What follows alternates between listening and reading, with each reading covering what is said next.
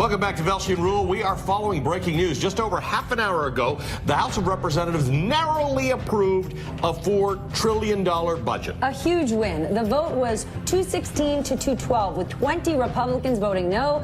There were no Democratic yes votes, not a surprise. The vote clears a key hurdle toward the president's goal of cutting taxes. Joining us live now is Congressman Jim Renacci of Ohio. He's a member of both the House Budget Committee and the Ways and Means Committee, which is now drafting the tax cut bill, which is expected to be unveiled next week. So we're very happy to have him here, because maybe he's going to tell us something about what's in it. He's also announced he's going to leave Congress to run for governor of Ohio next year to succeed term-limited Republican Governor John Kasich. Representative Renacci, good to see you. Thank you for being with us. What's up? Congratulations. Congratulations on passing the bill. Talk to me about the 20 Republican colleagues who voted no on the measure. What are they concerned about? Well, of course, they're concerned about the spending. It's the same thing I've said. But the problem is the budget is only a blueprint. It's a gimmick in many ways. We haven't followed a budget since the Budget Commission process has been around since 1974. We don't follow budgets. We break them. Both Republicans and Democrats end up breaking them. So in the end, for instance, if we passed the budget in 2011, that by now would have been close to balancing if we would have followed it. And that's the concern I have. That's why I went ahead and voted for it, because the true goal here is to get a budget passed. It gets us the ability to do reconciliation and do tax reform. Well, let's get to tax reform, because 51 votes is certainly an easier hurdle than 60.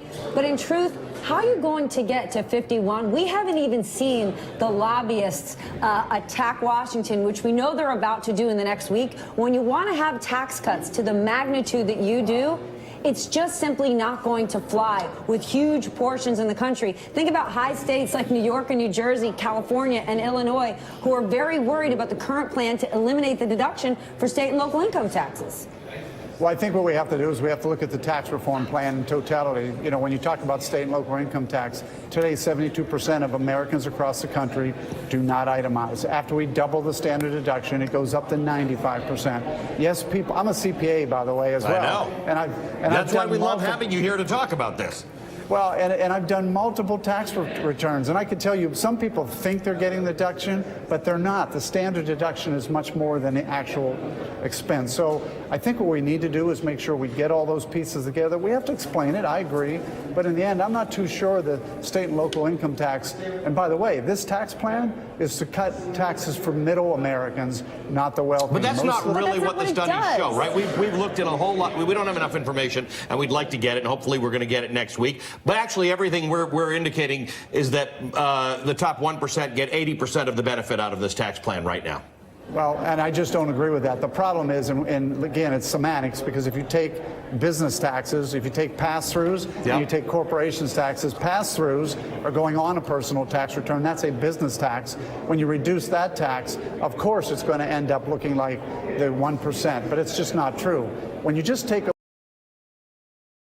Americans who pay on their personal income tax, take away the business side of it, you're going to see that the goal here is to get middle American taxpayers with less taxes so that they Congressman, can take more home. That's an interesting way to do that. That's a little bit like saying, if you just take away the fact that I don't have hair, I'm not really bald. No, because here's the other thing, though. I got to explain to you. Business is business, and we need to be able to compete. We have the highest tax rate in the world. We don't, sir. Come on. We don't. You got to stop saying that. You know that full well, right? You know, I'm sure you have corporate clients. You know full well that you don't have a single corporate client that pays a 35% statutory business rate, right? And, sir, the fact that you're a CPA, you talk about people don't go through standard itemized deductions. Corporations do. We can look at the statutory rate all day long. But if you find me a Fortune 500 company who, by the way, their stocks are soaring, that pay that rate, I will eat my hat. You don't have a hat. There's a reason why. I like the comment, eating your hat. Look, there's a reason why corporations are leaving America. Our tax rate is too high. And I tell everybody that. When our statutory rate's 35 and other countries are much less, like, you could take Ireland 11%, people are going to go there. So let's just stop that for a second. We're going to put up a board here. Our effective rate after credits and deductions is 18.6%. It's not anywhere close to the top in the world. Now, as an accountant, as a CPA, if I were a corporate client of yours and you looked at my books and said, you have to pay 35%, I just wouldn't use you again, right? No, because the truth of the effective rate, and I think you said 18%. I can't see 18.6. Yeah, the truth of it is the effective rate somewhere around 25 or 26%, and we're still not competitive across the country. We have 18.6. We've looked at this many times. I think I've spoken to Congressional Budget Office says that. Art Lafford told me the other day he thought 18.6 was actually high. Nobody says 25%. I'd love if you would send me information that says that. I'll study it. I promise I will. So we spent a whole bunch of time under Chairman Camp going through this, looking where the average tax rates were. We ended up at a 25, 26%. We can't compete.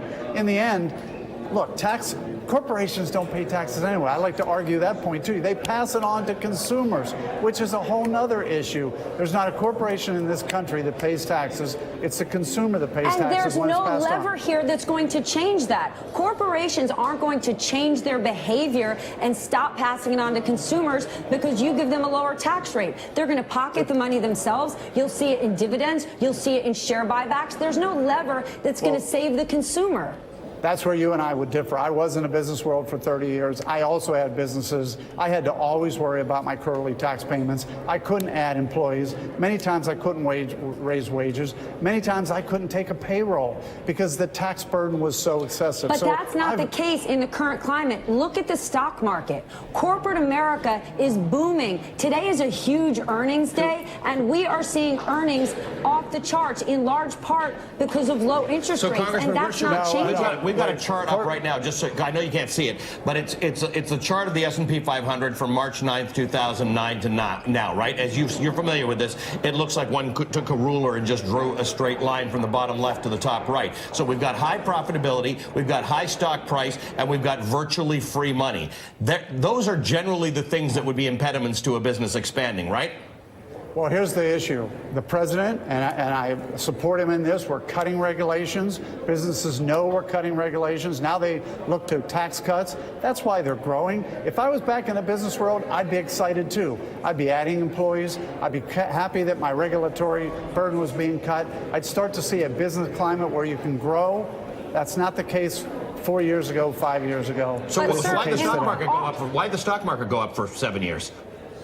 Well, the stock market dropped. If you really look at the effective, I didn't see the chart. No, put it right. Let's put it back up. Let's put the stock market back up. It has been going up steadily since 2009, March 9th to be precise.